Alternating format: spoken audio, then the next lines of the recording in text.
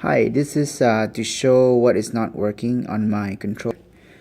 If you look at the record button, the button is actually lower on the video record compared to the photo record button. So if you look at the distance from the button to the side, this one is flushed while this one is lower. What happens is when I press on it, it gets stuck, and when I press, it doesn't record anymore. So I got to press it a few more times and the button will come unstuck. Try to demonstrate that again. See, sometimes it does not record when I press it.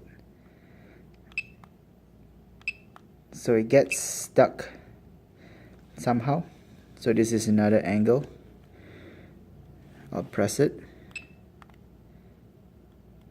See, sometimes when I press it, it does not record.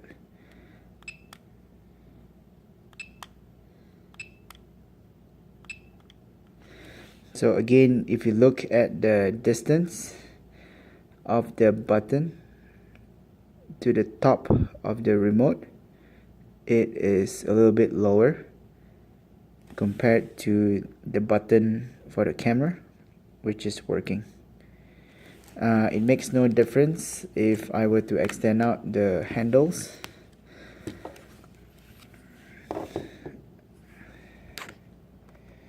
You would still see an issue with this button. So, thank you.